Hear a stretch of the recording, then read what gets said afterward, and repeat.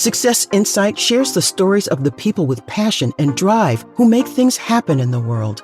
Here's your host, Howard Fox. Hello, everybody. This is Howard Fox. For my co-host, Randy Ford, I want to welcome you to another episode of the Success Insight podcast. Our guest today is Angela James. She is an educator, an author, and a poet, and she's going to join us this morning to chat a little bit about her work. Angela James, welcome to the Success Insight podcast. Hi, thank you. I'm glad. Yeah, so I told you this is going to be a lot of fun, and I'd love to learn a little bit more about you and kind of, how'd you kind of transition from educator to writer, poet, or had writing always been a part of your life? Share a little bit of background with our audience about the life of educator, author, and poet. I think writing has always been a part of my life ever since I was a child. I remember enjoying writing, and back home we write composition. And I remember I entered a composition in Jamaica, and I was placed second. And also remember when I tried to register for a school and I wrote this story, the lady asked me, "Did this really happen?" And I said, "No." So for me, education is me looking for a 9-to-5 job. I had children, I need to feed them, and somehow I kind of steered myself into that. First, I went into early childhood education and I realized that's not for me. And then I tried drama study and I'm thinking, okay, that's going to take a lot of time for me to get where I wanted it to go.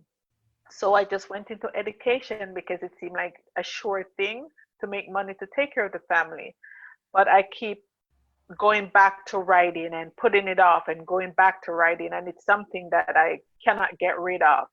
And so I'm thinking I need to invest more in it because it's a part of me that won't go away. That's fantastic. When you mentioned that you had won second place in a competition back in Jamaica, I think that means you can say award-winning writer.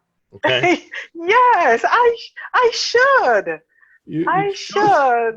You've got to own it. You've got to own it. Yes. So with the writing in school, does that give you a kind of a way to bring your work to the children you're teaching? I mean, some teachers are very artistic, some, whether it's painting, writing, perhaps some are athletically inclined. Did your proficiency and love of writing, did it have any impact on the children that you were responsible for?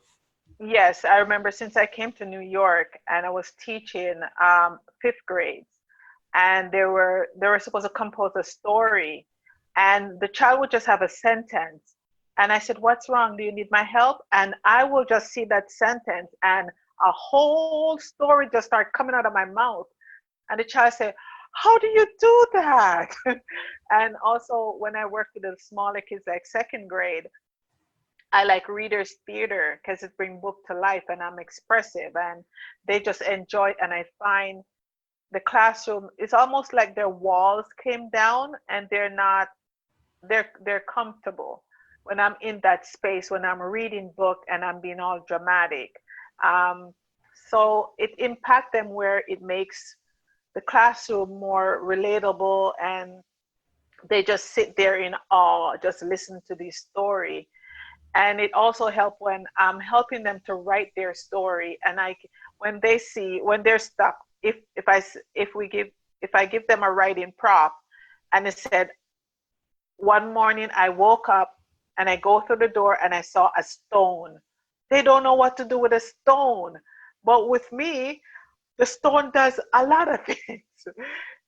Say, "Hey, may I come in? I am your cousin," or "I'm the letter person," or "Yeah, let's go around." Like I can see so much. And once I started and I get in my head and start doing the story, they're just, "Oh, you do that." So it brings fun and life in the classroom for me. That's fantastic. And with your experience as a teacher, it would be interesting to look back, a year from now, 5 years from now, 10 years from now, and how that early childhood event experience with you impacted them and helped them carry forward into Yes. their future. Yes. So let's chat a little bit about some of your work leading up to, Flower Among Ash. I know you've written some poetry. You've got some Yes. children's book out there. Tell us a little bit about that.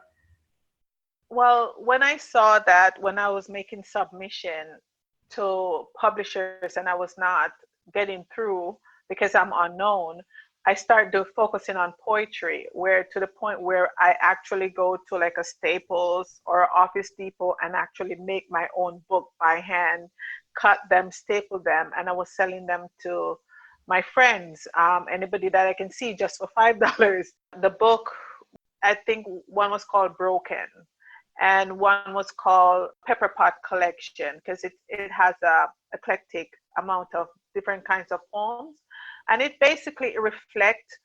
It's not like children's poem. It reflects on my experience and what I've gone through, but it's not dark.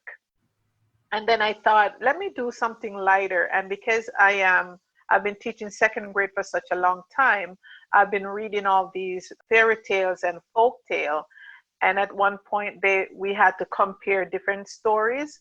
So I thought, why not write a story about the three little pigs to explain, like a parody, explain what happened before they were sent away. So it's not one of those. So I wrote that, what happened before they were sent away. And I was trying to write one to explain where they are now. Because in school they have to do compare and contrast with the different narrative of the different three little pigs. So I figure, okay, let me explain what happened before or what happened after. But then after I wrote one, it's unpublished. It's an adventure, and I guess I was thinking about Scooby-Doo adventure, something like that. And these children from New York actually went upstate. There's a mansion upstate, a real mansion upstate. It's called Windcliff Mansion.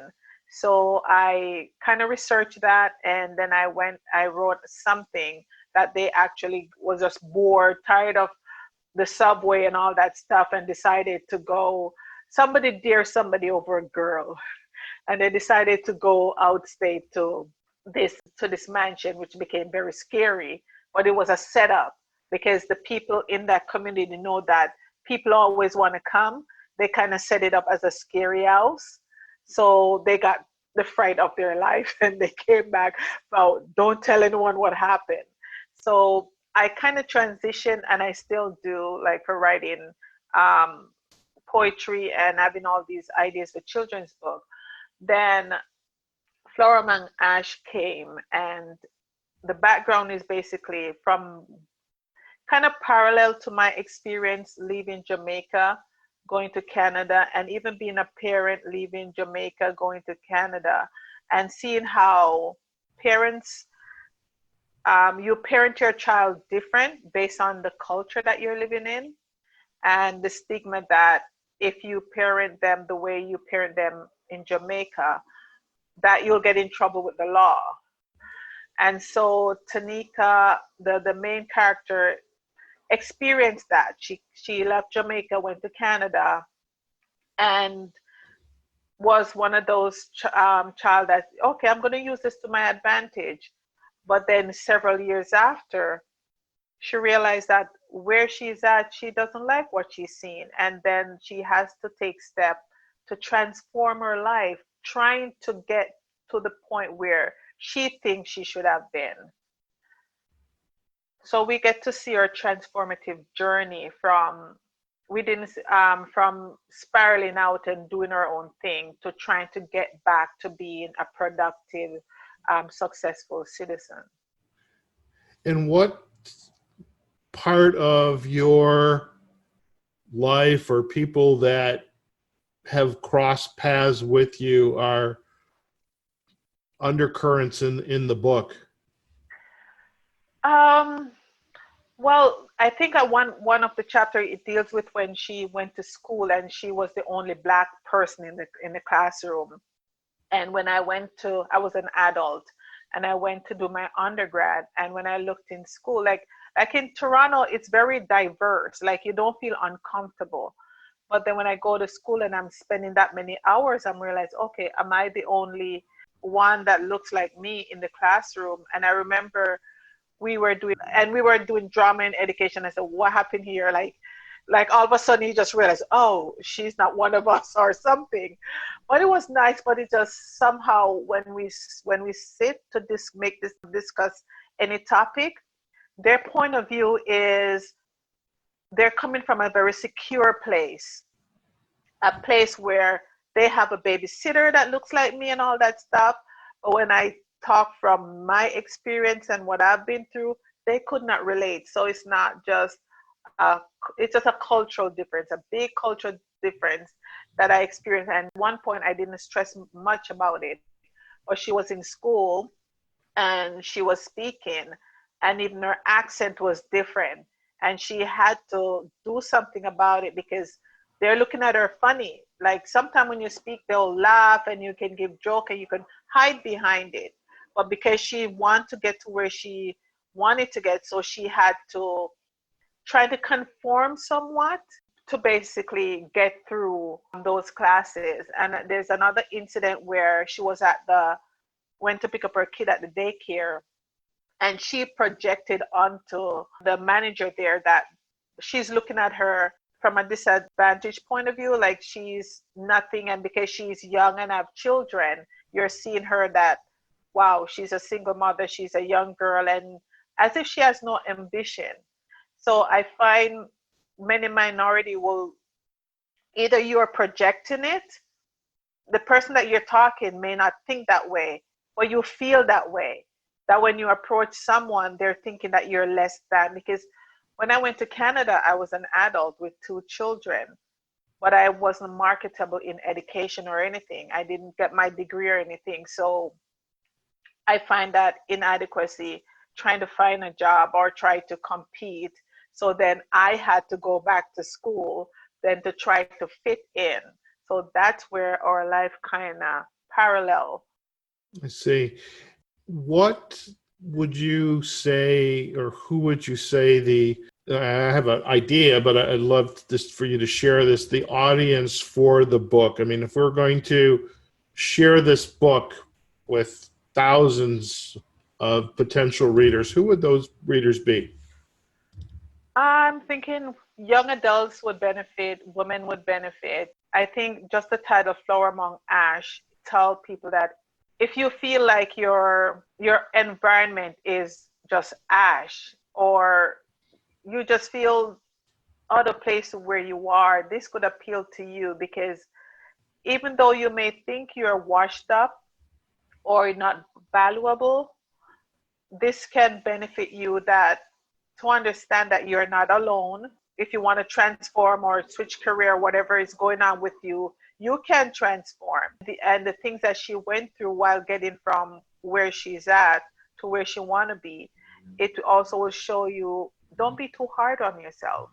Mm. So it could be just a title. Like I thought that the title Flower Among Ash itself would be like somebody who is going through stuff will see it and say, I feel like a flower among ash, or what's around me, my physical environment is not aesthetically pleasing or in any way that I would like it to be.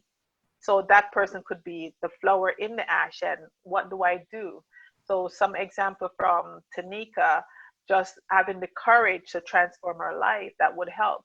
But young adults, women, that would be group an audience. I see. I was thinking as I was looking at the book cover and, of course, the title, it was bringing to mind. Now, I know I don't have this correct. It was either Simon and Garfunkel, who being from New York, or the Beatles. I'm thinking probably Simon and Garfunkel, but the asphalt on the street Oh, and then the flower coming up from the asphalt. oh boy, I'm So kind of seeing that. That's what came to mind as you were kind of sharing the story with. So basically, beauty can come out of ashes. Maybe that's what should be the title, Beauty Out of Ashes. Well, I Maybe love that's what's flower. supposed to be. Yeah, because it's saying, because not everybody has a bed of rose as their life. And you feel like your life is in the dump. But you can still be that beautiful thing that comes out of the ash. Possibilities. That could be your next book. Who knows? You just I keep trying. know. Well, Yeah. Angela, I truly appreciate you taking the time out of your morning to be with us today. Thank If you. Yeah, if our listeners would like to learn more about you and your work, now we're going to have a link back to the books page on Amazon, but where is the best place to get to know you? I'm on LinkedIn. LinkedIn? I Yes, I'm on LinkedIn most of the time. I'll check in. I will try to refresh and work on my page to make it more visible, but that's where I am most of the time. Perfect. Well, we will provide a link also to your LinkedIn profile page. So if folks want to connect and learn more about you and your work, and really this kind of thinking about today, and I really appreciate your interest in being on the podcast. I told you this would be a lot of fun. It goes fast, Thanks and for having me. our pleasure. So we're gonna sign off right now. Stay on the line, and we'll come back Okay. for a minute, and then just thank you again. Okay. Thank you. It was fun. Excellent. There you have it, folks. We were just chatting with Angela James. She is a educator, author, poet, and we were discussing her book, which is available on Amazon and in other platforms. The book is Flower Among Ash, and I would encourage you, if you're interested for a nice reading, go out and you should check it out. And today is Friday. It's August 30th. The summer, I believe, is almost officially over. So have a very safe weekend, and wherever you are, whatever you're doing, go out there today and make it a phenomenal one. This is Howard Fox from the Success Insight Podcast, and we'll see you again next episode. Take care. Success Insight is a production of Fox Coaching and First Story Strategies. Find us online, successinsightpodcast.com.